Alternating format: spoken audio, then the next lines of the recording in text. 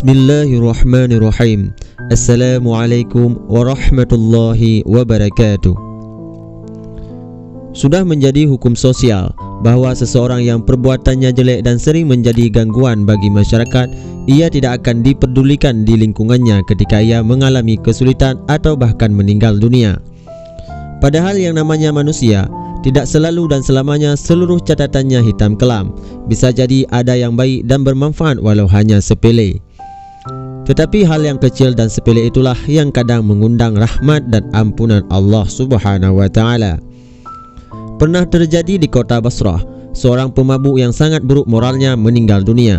Istrinya memberitahukan hal itu kepada para tetangganya, tetapi mereka sama sekali tidak memperdulikan dan tidak mau merawatnya. Karena itu ia memanggil 4 orang buruh upahan untuk merawat jenazahnya dan kemudian membawanya ke musalla. Tetapi sesampainya di sana tidak ada seorang pun yang hadir untuk menyalatkannya. Beberapa orang yang mengetahui hanya melihat dan membiarkannya setelah tahu siapa gerangan jenazah itu. 4 buruh itu pun tidak bisa melaksanakan salat jenazah. Karena tidak tahu harus bagaimana, istrinya itu memerintahkan orang-orang upahan itu untuk membawanya ke pinggiran hutan dan menguburkannya di sana. Tidak jauh dari hutan tersebut ada sebuah bukit, yang di sana ada seseorang yang saleh dan sangat zuhud, menyendiri untuk beribadah kepada Allah Subhanahu wa taala. Ia tidak pernah turun dan berkumpul di masyarakat kecuali untuk salat Jumat. Entah bagaimana asal muasalnya, tiba-tiba orang itu turun gunung dan mendatangi jenazah sang pemabuk yang tengah digali kuburannya itu, dan ia menyalatkannya. Setelah itu ia duduk menunggu untuk memakamkannya. Peristiwa turunnya sang saleh dan zahid dari pertapaannya di atas bukit itu menjadi berita menggemparkan bagi masyarakat sekitarnya. Mereka merasa takjub dan keheranan sehingga datang berduyun-duyun ke pinggiran hutan tersebut. Salah satu dari tokoh masyarakat tersebut menghampiri orang saleh tersebut dan berkata, "Wahai tuan, mengapa engkau menyalatkan jenazah orang ini, sedangkan ia orang yang sangat buruk dan banyak sekali berbuat dosa kepada Allah Subhanahu wa taala?"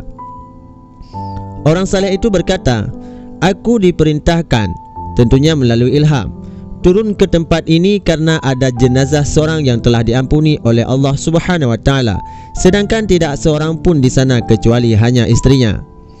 Orang-orang jadi keheranan mendengar jawaban tersebut. Bertahun-tahun mereka tinggal bersama orang itu dan sama sekali tidak pernah melihat dan mengetahui kebaikan yang dilakukan olehnya. Sang zahid tampaknya mengetahui kebingungan masyarakat. Karena itu ia memanggil istrinya dan berkata, "Bagaimana sebenarnya keadaan dan perilaku suamimu itu?" Sang istri berkata, "Seperti yang diketahui banyak orang, sepanjang hari ia hanya sibuk minum minuman keras di kedai-kedai. Pulangnya di malam hari dalam keadaan mabuk dan tidak sadarkan diri. Seringkali ketika ia tersadar di waktu fajar, ia mandi dan wuduk kemudian salat subuh. Tetapi di pagi harinya ia kembali ke kedai-kedai untuk minum khamar seperti biasanya. Hanya saja di rumah kami tidak pernah kosong dari 1 atau 2 orang anak yatim yang ia sangat menyayanginya melebihi anaknya sendiri. Dan di waktu sadarnya, ia selalu bermunajat sambil menangis sesenggukan, 'Ya Allah, di bagian jahanam yang manakah akan engkau tempatkan penjahat ini?' Sang zahid berkata, 'Sungguh maha luas kasih sayang Allah Subhanahu wa taala. Mungkin karena sangat sedikitnya kebaikan yang dilakukannya sehingga merasa rendah dan hina di hadapan Allah Subhanahu wa taala, dan juga kesabarannya menanggung kehinaan dan cibiran sinis dari lingkungannya yang mengundang rahmat dan ampunan Allah Subhanahu wa taala.' Mendengar penjelasan itu, anggota masyarakat yang hadir segera ikut menyalatkan jenazah pemabuk tersebut dan ikut serta menguburkannya. Demikianlah kisah seorang pendosa besar yang diampuni oleh Allah Subhanahu wa taala yang membuat seorang waliullah diperintahkan turun gunung. Semoga dengan kisah tersebut dapat kita ambil hikmahnya dan juga menjadi pelajaran bagi kita semua. Wabillahi taufik wal hidayah. Wassalamualaikum warahmatullahi wabarakatuh.